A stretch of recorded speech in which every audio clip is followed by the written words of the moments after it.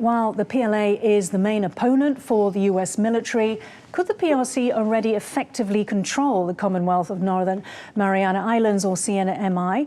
What you can see here is the August 2nd funeral of Arnold Palacios, who up until July 23rd, the day he died, was a US governor of CNMI. He was the American governor because Tinian and Saipan and the rest of the CNMI are US territory, as people voting to become Americans in 1976 after being part of the UN's Pacific Islands Trust Territory administered by the US after World War II. Now, Palacios died unexpectedly at the age of 69, collapsing in his office and later dying in a hospital in Guam.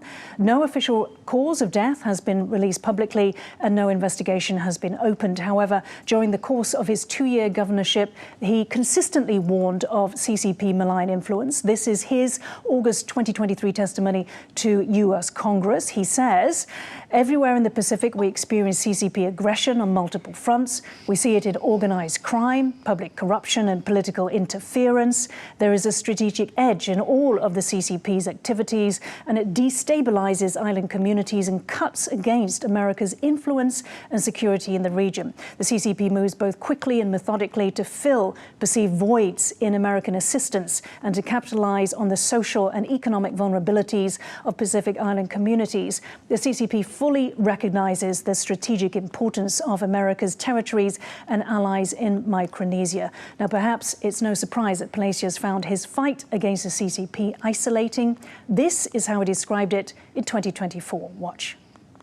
Sometimes I feel like I'm just a John the Baptist out in the desert. Seriously, that's how lonely it has been for the past 9 to 10 months.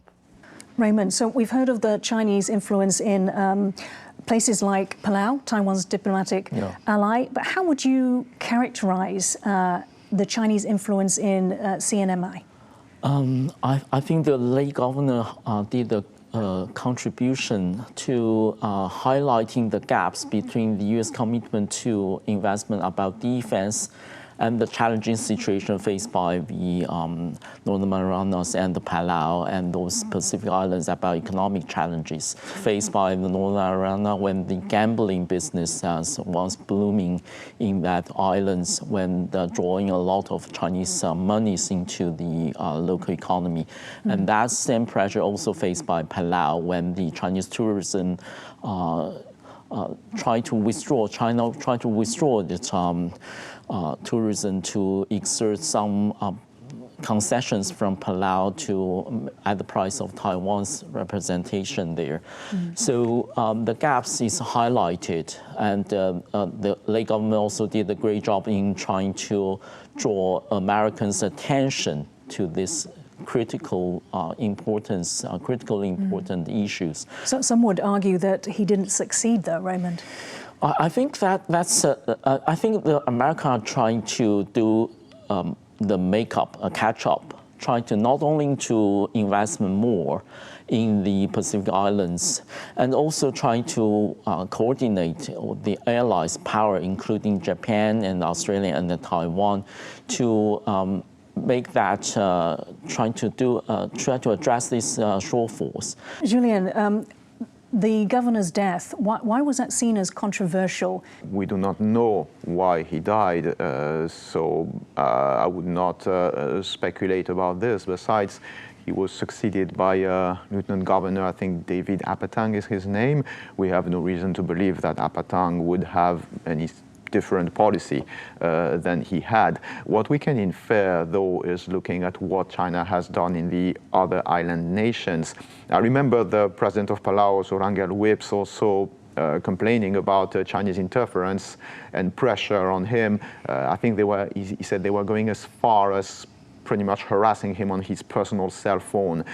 So that's the kind of method that we can expect all around the Pacific. And Raymond, what we do know also, though, is as well as testifying before Congress, trying to sort of sound the alarm bells, as you mentioned, Governor Palacios also requested that the FBI open an investigation into public corruption into CNMI.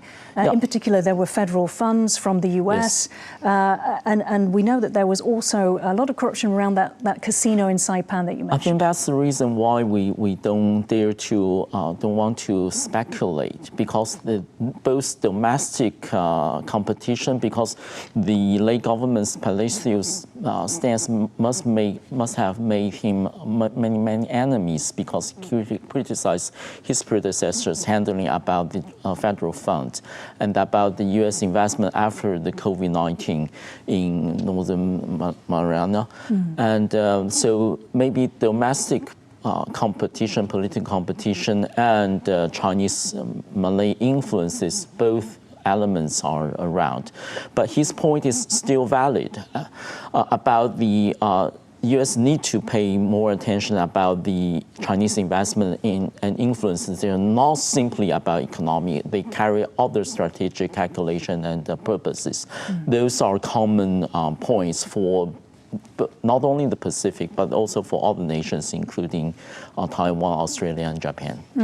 And Julian, I mean, you mentioned Palau and sort of equating the level of Chinese influence, but I just want to quote what Pacific Island expert Cleo Pascal, she calls the Northern Marianas, America's Asian front line is the farthest west U.S. territory. Palau, while it's a freely associated state, is an independent sovereign state. CNMI, however, it's actually U.S. territory. So why do you think that the U.S. is allowing this kind of infiltration? For example, Chinese can visit CNMI without a visa.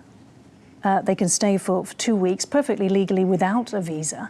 There were a court has convicted a Chinese woman of selling U.S. driving licenses. Of course, we know what that. If you got hold of a U.S. driving license, you could do all manner of things. Thousands of Chinese have been caught rowing boats to Guam, which is the U.S.'s power base in the Pacific. So all of this is quite concerning. Is there an irony in the fact that the U.S. is preparing militarily, but actually they're not dealing with the political warfare and therefore the infiltration, the control that Beijing has managed to achieve already in this territory? The political warfare in general, not only in the United States, but including in the United States, is something that is extremely pervasive and very difficult to control. There are a lot of rules like this about visiting, about investing, about acquiring land, etc., all across the United States, even in specific states in mainland America that were established a long time ago for several reasons. They may be the responsibility of the local legislature, of the state legislature, etc. And China takes advantage of everything it can, of every loophole it finds. And it is extremely difficult for the United States, considering how multi-layered their legal system is, because it's a federal state with territories, etc. It's very difficult for them to review pretty much the entire arsenal of laws that are around and find which one is going to be exploited by China until China does it. So it's entirely possible that the right for PRC citizens or maybe other citizens to go to Northern Marianas without a visa was established a long time ago for some specific reason, for trade or tourism, and it was pretty much forgotten, and then now we realize that it's still there because China is using it for malicious reasons.